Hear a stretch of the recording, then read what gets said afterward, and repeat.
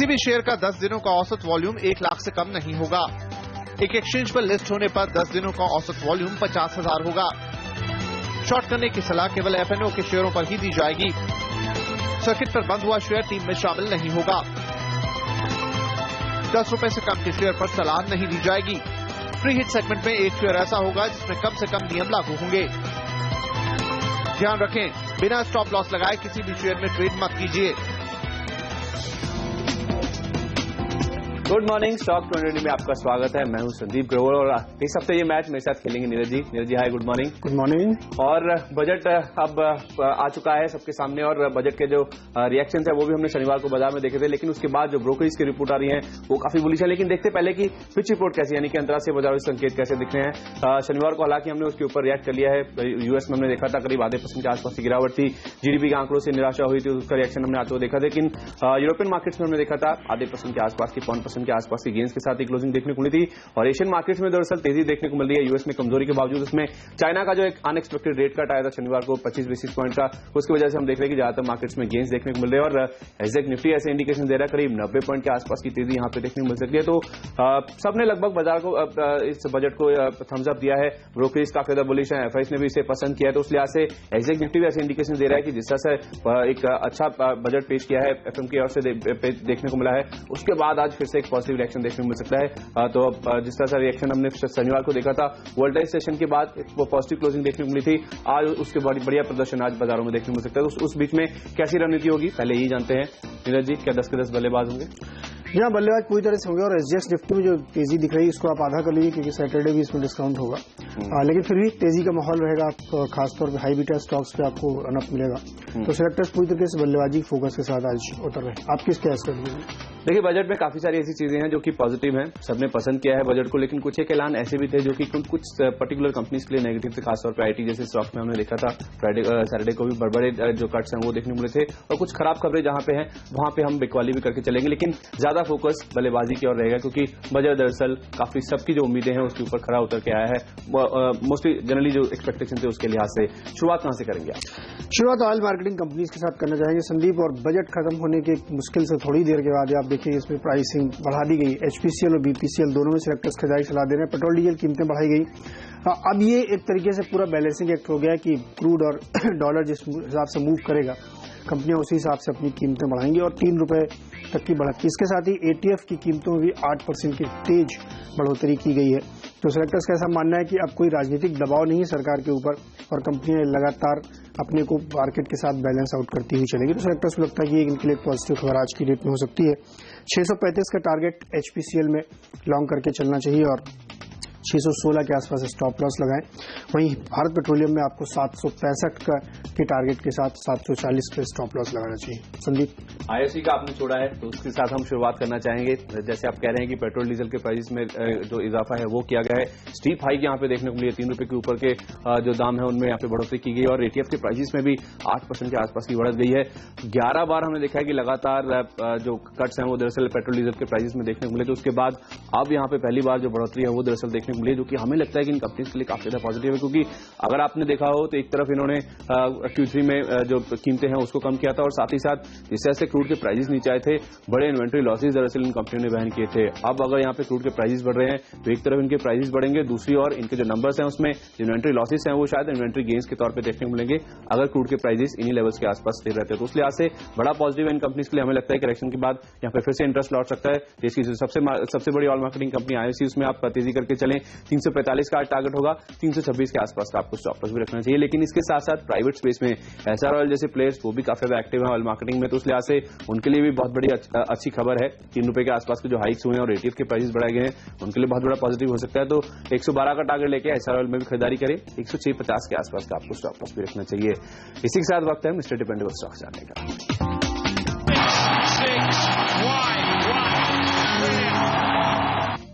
Repro India होगा mister dependable और selectors को लगता है यहाँ पे खरीदारी करके चलना चाहिए। प्रिंटिंग सॉल्यूशंस प्रोवाइड करने वाली कंपनी है। बहुत अच्छी रैली से दिखाई, आपको याद होगा हमने करीब 1.5 महीने पहले इसको रिकमेंड किया था। सेक्टर्स का मानना था कि एक स्टडी ग्रोथ वाली कंपनी है, पोजिशनल ट्रेड के हिसाब से इसमें अच्छा ट्रेड बन सकता है। कम से कम 50-55% तक की तेजी अभी हो चुकी है, लेकिन सेक्टर्स का मानना है कि अब भी इसमें बहुत ज्यादा दम बाकी, क्योंकि जिनका बिजनेस मॉडल है प्रिंटिंग सॉल्यूशंस का, बुक्स को जो है डिजिटली कन्वर्ट करते हैं और जिस तरीके से इसका बिजनेस बढ़ रहा है वो काफी सिग्निफिकेंट है। सेक्टर्स का मानना है कि यहाँ से जाते हुए ग्रोथ और ज्यादा बढ़ेगी। तो ऐसे निश प्लेयर जहां पे कोई कंपटीशन नहीं है, प्राइसिंग अपने हाथ में है और मार्केट बहुत बड़ा है, उसको देखते हुए सेक्टर्स को लगता है कि इसमें दाव लगाना चाहिए। 390 के लिए आज का टारगेट होगा, 370 पे स्टॉप लॉस लगाना चाहिए। संदीप, इंफ्रा स्पेस से जेपी इंफ्रा इसे उतारना चाहेंगे हम मिस्टर डिपेंडेबल के तौर पे। हमें लगता है कि जो सैटरडे का बजट था वो दरअसल इंफ्रास्ट्रक्चर कंपनीज के लिए काफी ज्यादा पॉजिटिव है और हमें लगता है कि आज भी दरअसल जेपी इंफ्रा जैसे काउंटर्स में काफी बड़ी तेजी देखने को मिल सकती है, क्योंकि जिस तरह से बजट के अनाउंसमेंट हुए हैं, जो प्रो ग्रोथ बजट का अनाउंसमेंट एफएम की ओर से देखने को मिला है, उसके बाद आरबीआई की ओर से जो रेट कट के अनाउंसमेंट की होप है वो दरअसल बाजार में काफी ज्यादा बढ़ गई है। बड़ा पुश दरअसल इंफ्रास्ट्रक्चर स्पेस के लिए देखने को मिला था। 70,000 करोड़ रुपए से जो आउटलेस हैं वो इस पूरे सेक्टर में बढ़ाए गए हैं। 70,000 करोड़ रुपए के आसपास का निवेश इस सेक्टर में बढ़ेगा। पिछले 10 साल से हम देख रहे थे कि इस सेक्टर को निगलेक्ट किया जा रहा था, लेकिन अब यहाँ पे रेल की अगर आप बात करें तो उसमें जो आउटलेस है उसमें करीब 14,000 करोड़ रुपए के आसपास का इजाफा हुआ है। रोड की अगर आप बात करें उसमें करीब 10,000 करोड़ रुपए के आसपास से जो आवंटन है वो बढ़ा है। इसके साथ साथ national investment and infra fund, इसका भी यहाँ पे इसको भी लॉन्च करने की बात की गई है और माना जा रहा है कि इसमें एनुअली करीब 20,000 करोड़ रुपए के आसपास की जो फ्लोस हैं वो दरअसल देखने को मिलेंगे, जो कि इंफ्रा स्पेस की कंपनीज के लिए काफी ज्यादा पॉजिटिव है। टैक्स फ्री बॉन्ड्स का भी अनाउंसमेंट किया गया है रेल, रोड और इरिगेशन सेक्टर की कंपनीज के लिए, जो कि हमें लगता है बहुत बड़ा पॉजिटिव है। और वैसे भी हमें लगता है कि जेपी ग्रुप्स की जो कंपनी है उनके लिए जो बस है वो दरअसल पूरा हो चुका है और हमें लगता है कि अब चेरी पिकिंग करने का समय है और जेपी इंफ्रा इस पूरे स्पेस से हमें काफी ज्यादा पसंद आता है और काफी सस्ते वैल्यूएशन पे फिलहाल पूरे स्पेस की जो कंपनीज है वो यहाँ पे ऑपरेट कर रही है, क्योंकि कर्ज काफी ज्यादा था और जिस तरह से अब माना जा रहा है कि रेट का अनाउंसमेंट शुरू होगा तो ऐसी कंपनी जिनकी बुक्स के ऊपर डेट काफी ज्यादा है वो दरअसल सबसे बड़ी बेनिफिशियरी होंगी और उनमें एक रिलीफ रैली देखने को मिलेगी। काफी स्ट्रॉन्ग पेरेंटेज है, काफी स्ट्रॉन्ग शेयर होल्डिंग पैटर्न है। 72% के आसपास का हिस्सा इस कंपनी में प्रोमोटर्स होल्ड करते हैं। डीआईएस की करीब 10% के आसपास की हिस्सेदारी है। एफआईए भी करीब 5% के आसपास का हिस्सा होल्ड करते हैं। तो उस लिहाज से 87% हिस्सा अगर आप देखें तो स्ट्रॉन्ग हैंड्स में, तो उस लिहाज से जो शेयर होल्डिंग पैटर्न है इस कंपनी का काफी मजबूत नजर आता है और हमारे सेक्टर दरअसल ऐसा पिकअप करके चल रहे हैं कि अगले 48 घंटे यानी कि 2 दिन में एक बड़ा कॉर्पोरेट अनाउंसमेंट दरअसल इस कंपनी की ओर से देखने को मिल सकता है और माना जा रहा है कि एक बड़ा जो एसेट सेल है शायद उसका अनाउंसमेंट एक कंपनी कर सकती है। अगर आपको याद हो तो बड़े ह्यूज रियल एस्टेट जो एसेट्स हैं उसके ऊपर कंपनी बैठी हुई है, खासतौर पे नॉर्थ इंडिया में 165 किलोमीटर का जो यमुना एक्सप्रेसवे है उसके आसपास इस कंपनी के पास काफी बड़े लैंड पार्सल्स हैं। करीब 1200 एकड़ के 5 लोकेशंस पे कंपनी अपने जो लैंड पार्सल्स है उसे यहाँ पे डेवलप कर ली, जिसमें ग्रेटर नोएडा, गौतम बुद्ध नगर, अलीगढ़, आगरा जैसे जो प्लेसेस हैं वो शामिल है और हमें लगता है कि हाई बीटा स्पेस पे खासतौर पे आज बाजार का काफी बड़ा फोकस रहेगा। सैटरडे को हमने देखा था बैंकिंग स्पेस ने जो बाजार की रैली है उसे लीड किया था और आज हमें लगता है कि जिस तरह से इंफ्रा को लेकर अनाउंसमेंट हुए हैं एक बड़ा पुश वहां पे दिया गया है। इंफ्रास्ट्रक्चर सेक्टर ही दरअसल आज बाजार की तेजी को लीड करेगा, इसलिए हमें लगता है कि जेपी ग्रुप स्टॉक्स खासतौर पे फोकस में रहेंगे, ऐसे स्टॉक्स जिनमें कर्ज काफी ज्यादा, लेकिन जेपी इंफ्रा जो कि इंफ्रा स्पेस में खासतौर पे ऑपरेट करता है और रियल एस्टेट में बड़ा एक्सपोजर है, हमें लगता है काउंटर आज परफॉर्म करता नजर आएगा। इसलिए 24 तक के टारगेट्स लेकर इस काउंटर में खरीदारी करें। 20 रुपए के आसपास का आपको स्टॉप लॉस भी रखना चाहिए। जेपी इंफ्रा ही होगा आज का हमारा मिस्टर डिपेंडेबल स्टॉक। चलिए रुकते एक छोटे से ब्रेक के लिए। ब्रेक के बाद आपको बताएंगे मिड ऑर्डर के स्टॉक्स और साथ ही साथ फ्री स्टॉक्स भी।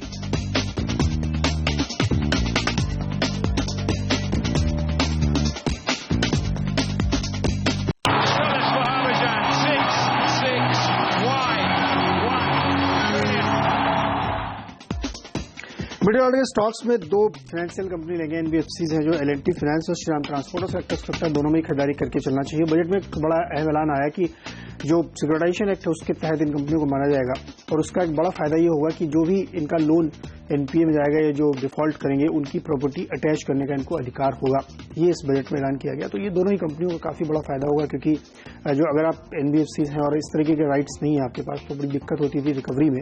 इन सेक्टर्स को लगता है कि इस खबर का काफी पॉजिटिव इंपैक्ट होना चाहिए। एल&टी फाइनेंस में 72 रुपए के लक्ष्य के साथ खरीदारी करके आप चल सकते हैं। वहीं श्रीराम ट्रांसपोर्ट में 1238 के आसपास का लक्ष्य आप लेके चलिए, 1212 में स्टॉप लॉस लगाइए। अशोक लेलैंड अगला स्टॉक होगा और इनके लिए भी एक बड़ी पॉजिटिव न्यूज आई बजट में कि जो विदेश से इंपोर्ट की जाती हैं कमर्शियल व्हीकल्स उनमें ड्यूटी बढ़ा दी गई, तो जो डोमेस्टिक प्लेयर्स हैं उनको काफी फायदा होगा। टाटा मोटर्स, अशोक लेलैंड, इन सबको फायदा होगा। लेकिन अशोक लेलैंड सेक्टर्स इसलिए पसंद आ रहा है क्योंकि उस सेगमेंट में इनका पोर्टफोलियो काफी बड़ा है और डोमेस्टिक मार्केट इनके उस पर फोकस में है। तो सेक्टर्स को लगता है कि अशोक लेलैंड पर आपको नजर रखनी चाहिए।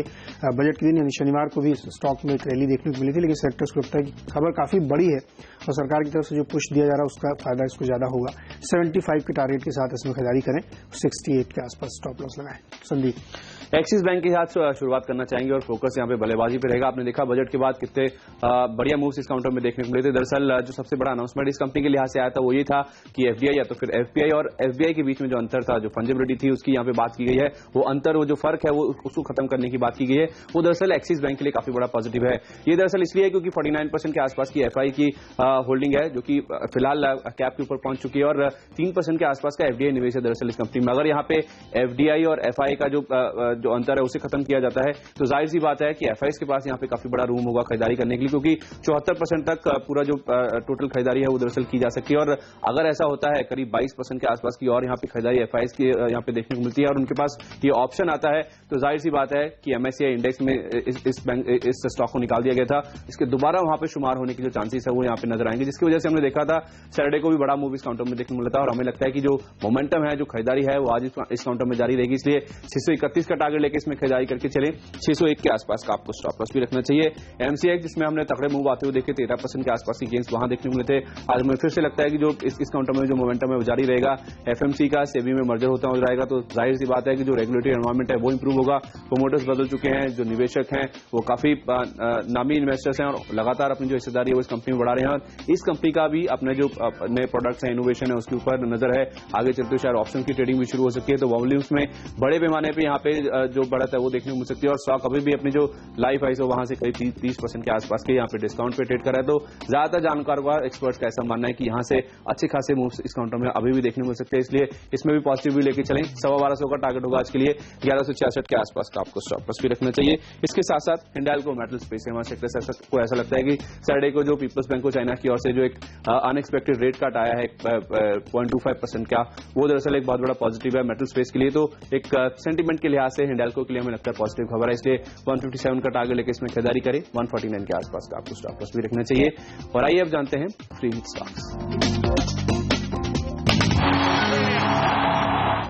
कैपिटल गुड्स पे फोकस करेंगे और अपार इंडस्ट्रीज सेक्टर्स को लगता है चुनाव यहाँ पे करना चाहिए। और जिस तरीके से सरकार ने बजट में ऐलान किया है कि उनके लिए पावर बड़ा फोकस होगा और 2020-22 तक हर घर में बिजली इनको पहुंचानी, वो एक बड़ा टारगेट सेक्टर होता है। कैपिटल गुड्स में जो इक्विपमेंट मैन्युफैक्चरिंग कंपनीज हैं उन पे फोकस करना चाहिए। और आपको याद होगा बजट से पहले हमने आपको लगातार कहा था कि एल्स्टॉम टीएलडी पे फोकस करना चाहिए, और स्टॉक ने एक शानदार रैली अब तक दिखाई। सेक्टर्स लगता है कि ऐसे स्टॉक्स अब ढूंढने चाहिए जो अब तक बहुत ज्यादा मार्केट में ट्रेडर्स के रडार पर नहीं है। अपार इंडस्ट्रीज वैसे ही एक है और इसमें बड़े इन्वेस्टर्स ने काफी बड़ी बड़ी पोजीशंस ले रखी है और जिस तरीके से फंडामेंटल ग्रोथ ये दिखा रहा है वो काफी पॉजिटिव। सेक्टर्स को लगता है कि आज इसमें दांव लगाना चाहिए और 374 के लक्ष्य के साथ खरीदारी करें। ट्रेडिंग के लिहाज से 355 पे स्टॉप लॉस होना चाहिए। संदीप, पिछले 4 साल में पहली बार हमने देखा है कि बजट के दिन बाजार में पॉजिटिव क्लोजिंग देखने को मिली है, जो कि साफ तौर पे दर्शाता है कि बुल्स को ये बजट दरअसल काफी पसंद आया। और हमारे सेक्टर्स मानते हैं कि इसी हफ्ते में शायद डेफिनेटली बाजार आपको जो नए लाइफ टाइम हाइस है वो छूता हुआ जाएगा। तो उस लिहाज से बिग बुल का एक जो स्टॉक है डेल्टा कॉप, वहां पे हमारे सेक्टर्स मानते हैं कि आज आपको दाव लगा के चलना चाहिए।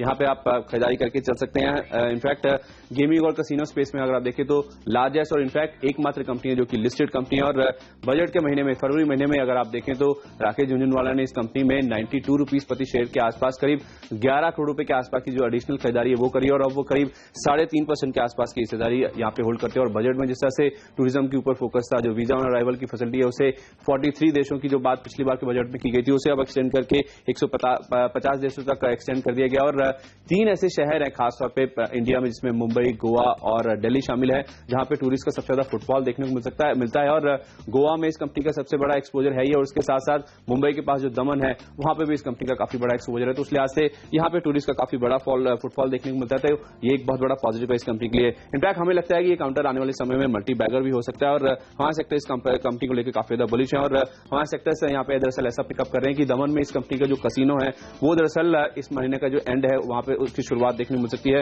वो दरअसल शुरू होता हो जाएगा। और होम मिनिस्ट्री की ओर से जो एक लाइसेंस नहीं मिला था उसकी वजह से दरअसल ये जो कसिनो है दरअसल अटका हुआ था, लेकिन इसकी शुरुआत दरअसल इस कंपनी के लिए बहुत बड़ा ट्रिगर हो सकता है, क्योंकि पिछले 1 साल से कंपनी इस अप्रूवल के लिए यहाँ पे इंतजार कर रही है। और इसका जो इस प्रॉपर्टी के साथ साथ जो होटल का पार्ट है वो दरअसल ऑलरेडी यहाँ पे ऑपरेशनल है, क्योंकि टूरिज्म मिनिस्ट्री की ओर से उसे अप्रूवल मिल चुका है, जो कि 162 रूम की फैसिलिटी है। लेकिन हमारे सेक्टर्स मानते हैं कि अगर ये कसिनो फैसिलिटी ऑपरेशनल होती है वो दरअसल एक बहुत बड़ी एक ट्रिगर इस कंपनी के लिए हो सकता है, क्योंकि इनके जो रेवेन्यूज हैं उसमें मल्टीफोल्ड जंप दरअसल इस कंपनी के लिए देखने को मिल सकता है। सकता है। वैसे भी अगर आप देखें जिस तरह की फैसिलिटी, जिस तरह के ऑपरेशन है इस कंपनी के, लास वेगास, मकाऊ जैसे जो आपको जगहों पे आपको जो ग्लोबल गेमिंग एक्सपीरियंस मिलते हैं, वैसी एक्सपीरियंस दरअसल इस कंपनी की प्रॉपर्टीज यहाँ पे ऑफर करती है। इसके अलावा एक और ट्रिगर दरअसल इस कंपनी के लिए है कि अडवाणी होटल्स में ये कंपनी करीब 35.5% के आसपास का हिस्सा होल्ड करते हैं और ऑफलेट ऐसी खबरें थी कि वहां पे अपनी जो हिस्सेदारी उसे बेचना चाहते हैं। 4 से 5 महीने पहले खबरें ऐसी भी थी कि आईटीसी दरअसल इस कंपनी के जो गोवा का होटल है उसे 700 करोड़ रुपए के आसपास की रकम में खरीद सकती है और उस दिन हमें याद है करीब 13% के आसपास मूव एक ही दिन में इस काउंटर में देखने को मिले थे। लेकिन अब दरअसल बाजार में चर्चा काफी तेज दरअसल ये चल रही है कि थॉमस कुक जिसने स्टर्लिंग हॉलिडेज को अक्वायर किया था वो दरअसल अडवाणी होटल्स को पूरी तरह से अक्वायर करने के लिए बातचीत करी और माना जा रहा है कि डेल्टा कॉप का उसमें जो 35% के आसपास का हिस्सा है वो भी थॉमस कुक यहाँ पे खरीदता नजर आएगा। तो उस लिहाज से हमें लगता है कि बहुत बड़ा ट्रिगर दरअसल ये डील भी इस कंपनी के लिए हो सकती है। हमें लगता है एक स्टॉक जिसे आपको ट्रेड करना है वो दरअसल डेल्टा कॉप ही हो सकता है और हमें लगता है कि at the end of the day आपको तगड़े मूव ये काउंटर दरअसल दिखाता हो जाएगा। तो खरीदारी करके चले। हमें लगता है कि जिस तरह की खबरें इस कंपनी को लेकर, जिस तरह से सरकार का टूरिज्म के ऊपर फोकस है, इस काउंटर में आने वाले समय में काफी अच्छे मूव देखने को मिल सकते हैं और जिस तरह का न्यूज फ्लो है हमें लगता है कि आज के लिए 100 रुपए तक के टारगेट्स आसानी से देखने को मिल सकते हैं। डेल्टा कॉप होगा आज का हमारा फ्री स्टॉक। रुकते हैं एक छोटे से ब्रेक के लिए, लौट के आएंगे आपको बताएंगे pinch hitter stocks.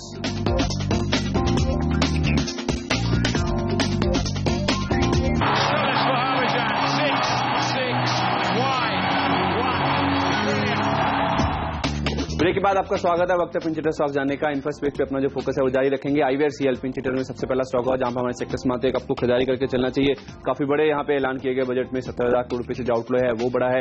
National investment and infrastructure fund का यहाँ पे ऐलान देखने को मिला है। रोड्स, रेलवे और जो दूसरे वहां से उनकी ओर से जो इंफ्रास्ट्रक्चर बॉन्ड्स है दरअसल टैक्स फ्री बॉन्ड्स है उनका यहाँ पे जो ऐलान है वो देखने को मिलेगा और साथ ही साथ रेल और रोड के ऊपर जो आउटलेट्स हैं वो भी दरअसल सरकार की ओर से बढ़ाए गए हैं। ये तमाम ऐसे पॉजिटिव है जो कि हमें नजर आते हैं इंफ्रास्पेस के लिए और रेड कार्ड का अनाउंसमेंट अगर वो आता है तो वो आइसिंग ऑन द केक होगा। IVRCL में खरीदारी करें। हमें लगता है 19 तक के टारगेट्स होने चाहिए आज के लिए, लेकिन इसके साथ साथ 2 बिकवाली की भी राय होंगी। ITC जिस तरह से बड़े कट्स हमने सैटरडे को आते हुए देखे थे, 64 mm सिगरेट्स पे जो एक्साइज ड्यूटी 25% बढ़ाई गई है, बाकी सिगरेट्स पे 15% की गई है। उसके बाद 4 बड़े ब्रोकरेज की ओर से यहाँ पे जो प्राइस टारगेट कट्स हैं, जो EPS कट है, जिनके अनुमान है उनमें कमी की गई है। तो हमें लगता है कि आज भी जो नीचे की ओर का मोमेंटम है इस काउंटर में जारी रहेगा। बिकवाली करके चले 354 का टारगेट होगा, 372 के आसपास का आपको स्टॉप लॉस रखना चाहिए। JSPL Jindal steel and power यहाँ पे हमारे सेक्टर्स में मानते हैं कि आपको बिकवाली करके चलना चाहिए।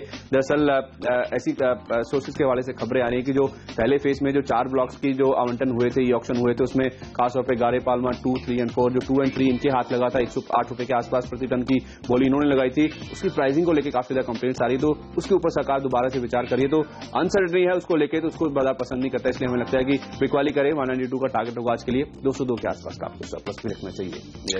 जी हमारे इंफ्रा ग्लास स्टॉक होगा और सेक्टर्स को लगता है कि यहाँ खरीदारी करनी चाहिए इंफ्रा फोकस को देखते हुए। तो जो सेक्टर्स को लगता है यहाँ पे एक ट्रेडिंग बाउंस बनेगा, 20 पे लक्ष्य होना चाहिए। बैंक में ICICI बैंक और SBI तमाम ब्रोकरेजेस टॉप पिक्स दे रहे हैं। बैंकिंग शेयरों के लिए तो बजट काफी बेहतरीन रहा है।